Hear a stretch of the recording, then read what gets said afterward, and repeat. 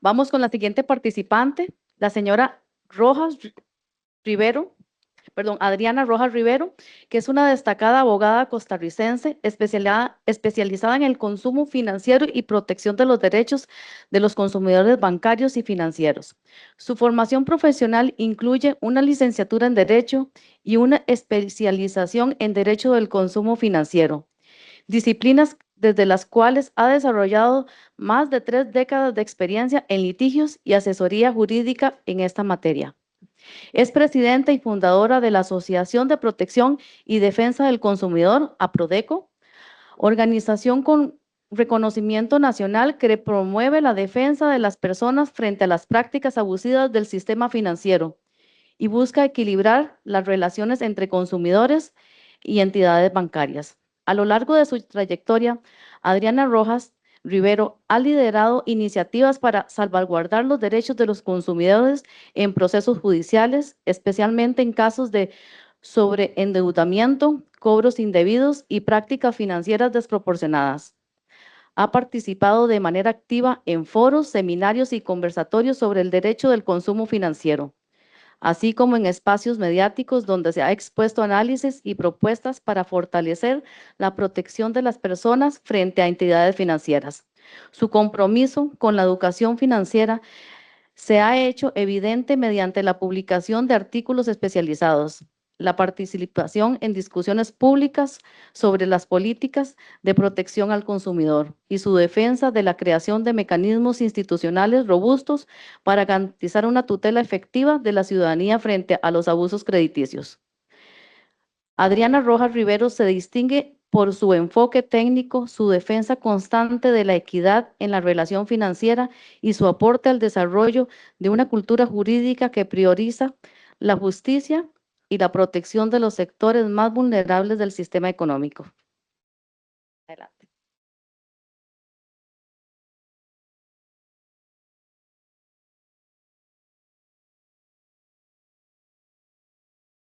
Buenos días. Primero un agradecimiento a los organizadores de este evento por darme un espacio de compartir un poquito experiencias, conocimientos que tengo en los procesos judiciales por fraude cibernético bancario desde el año 2008 a la fecha, tarea que no ha sido para nada fácil. En el tema de los peritajes,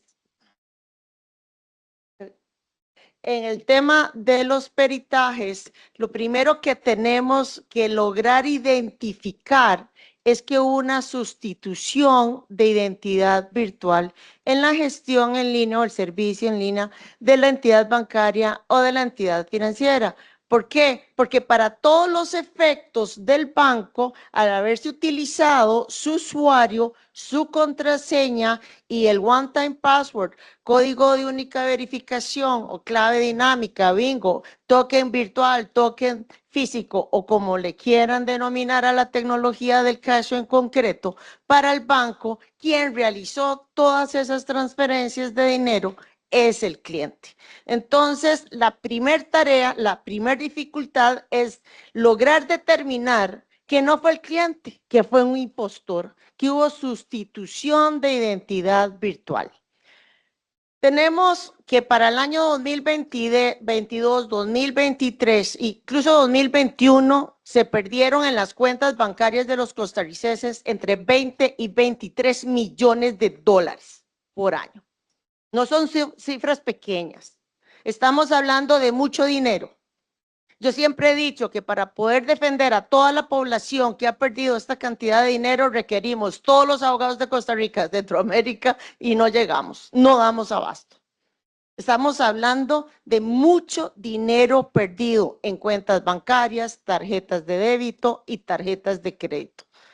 ¿Dónde acudir ante esta situación? Primero, hay que ir a la vía administrativa. Tenemos que hacer un reclamo. La primer trampa cuando hacemos el reclamo administrativo es que el banco en la plataforma de servicios nos dice vaya a la OIJ y presenta la denuncia. ¿Por qué es la trampa? Porque no podemos ir al Ministerio de Economía porque si hubo actuación judicial ya pierde el MEIC la competencia en la defensa de nuestros derechos. Entonces, como quien dice, arrancamos con la pierna izquierda, ¿verdad? Y si no le llevamos la denuncia a la OIJ, no inician el procedimiento administrativo del reclamo. Aquí empiezan los abusos, aparte de la falta de herramientas tecnológicas en protección de nuestro dinero.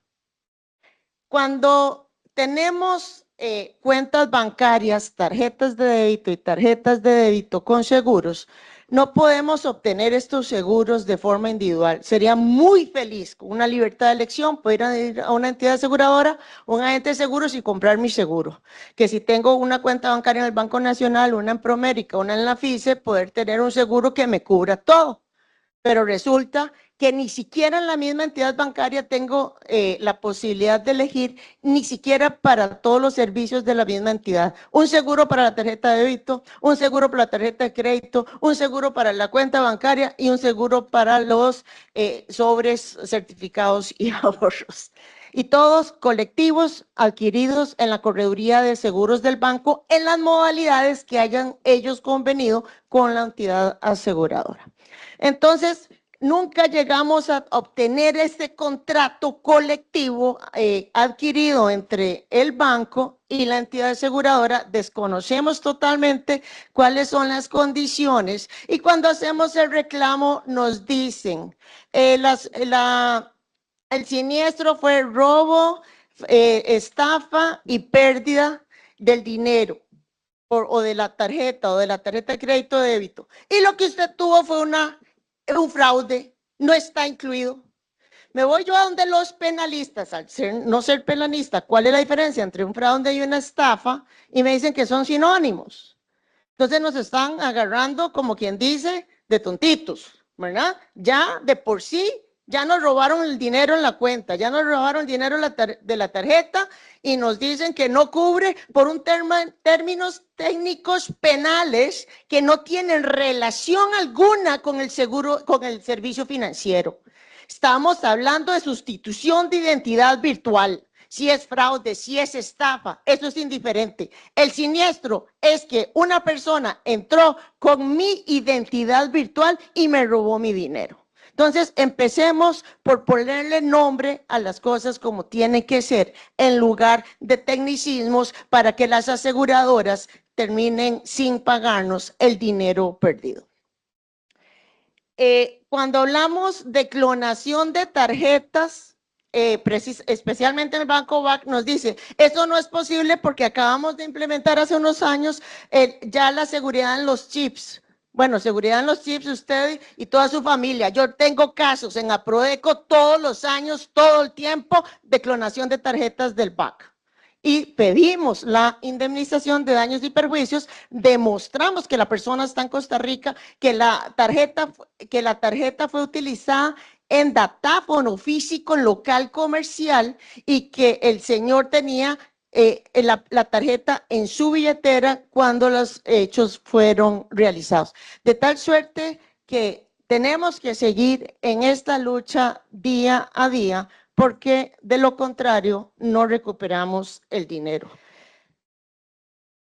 Cuando tenemos la figura del SIM swapping, es más alarmante para los costarricenses. Ya hay muchos casos en Panamá, ya tenemos varios casos. Tuve el honor de haber ganado el primer caso en la SUTEL de indemnización de la pérdida del dinero de la cuenta bancaria de un médico cirujano de la Caja Costarricense del Seguro Social que perdió 11 millones. Tenía una operación de 10 horas. Y entonces dicen, pero le entregamos en el celular el SIM en menos de un minuto de que le estaban sacando dinero. Perdón, estoy operando.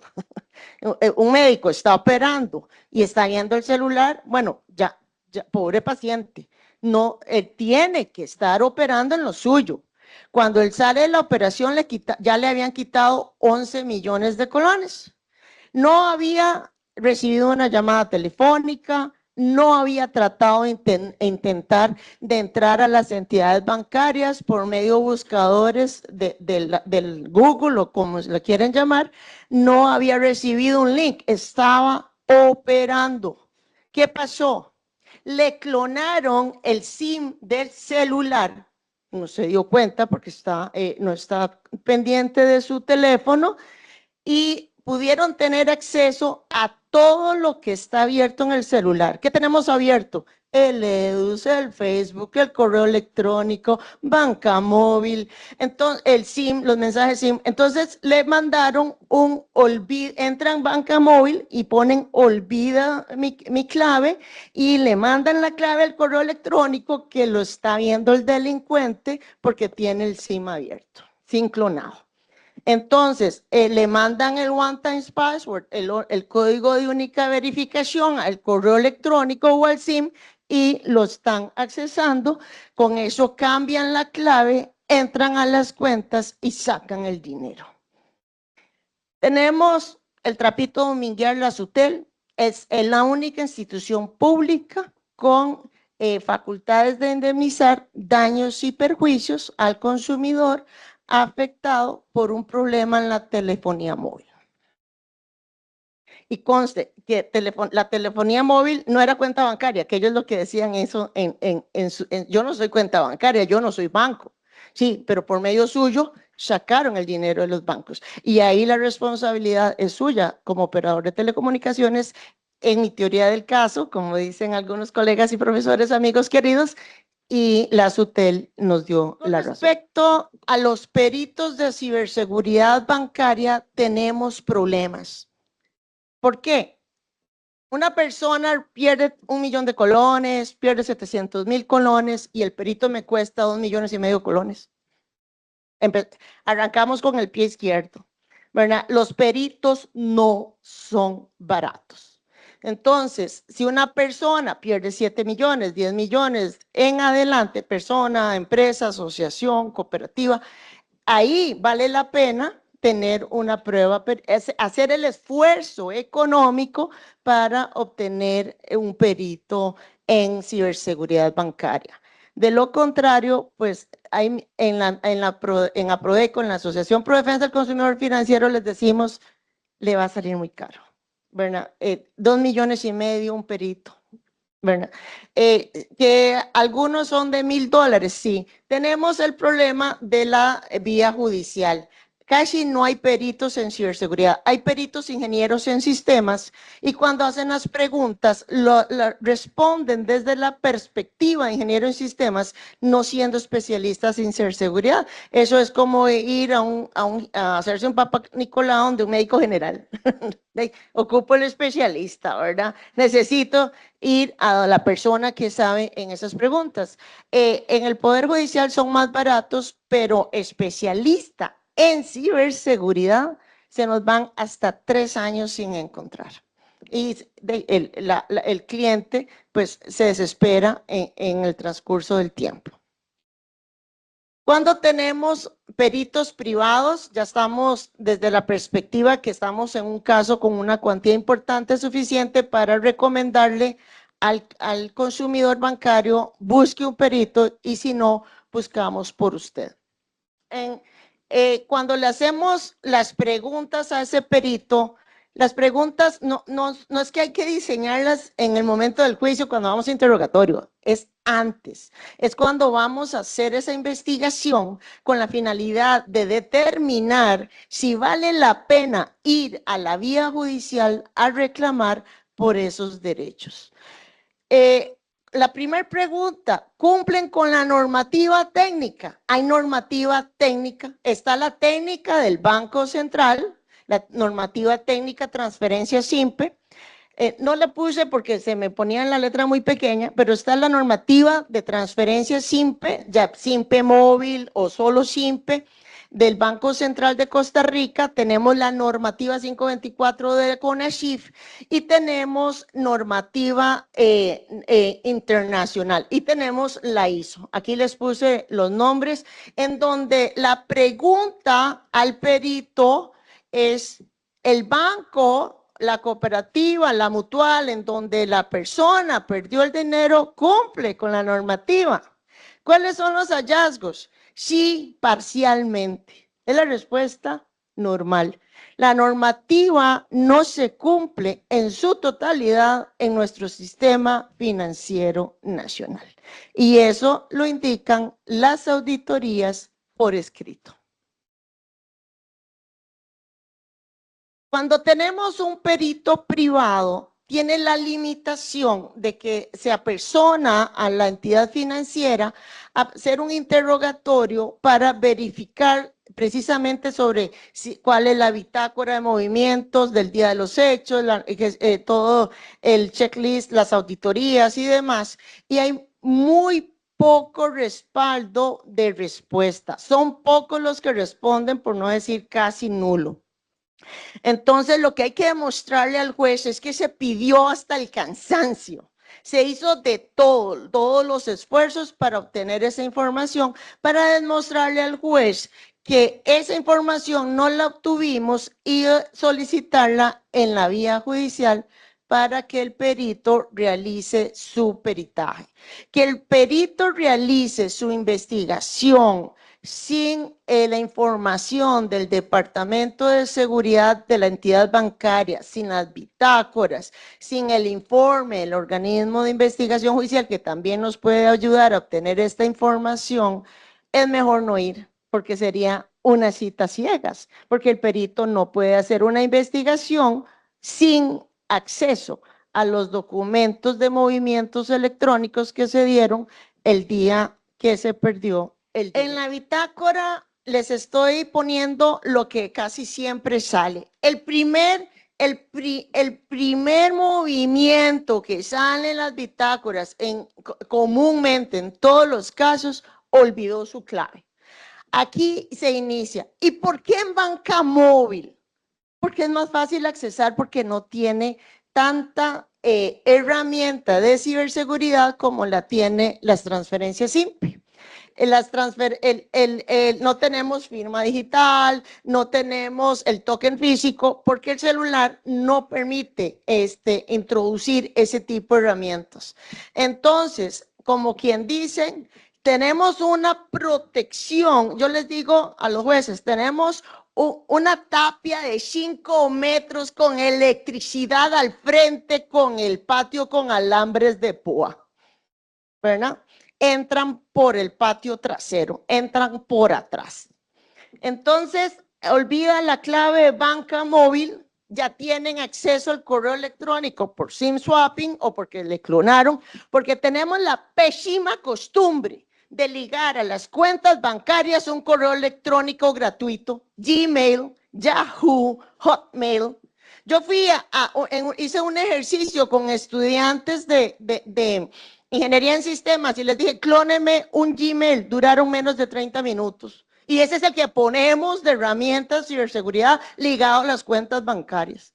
Lo plagian así, como cuando abrían los carros, ¿se acuerdan? En los 90s, que los robacarros que decían que duraban menos de 3 minutos. Por lo menos teníamos alarmas. Aquí estamos de brazo cruzado. Entran. Entonces ya tienen plagiado el correo electrónico, tienen plagiado el SIM, olvidó su clave y tienen acceso a la nueva clave. Y luego el banco dice que rechaza el reclamo porque eran con información que solo el cliente tenía a su disposición. Tecnológicamente, eso no es una realidad.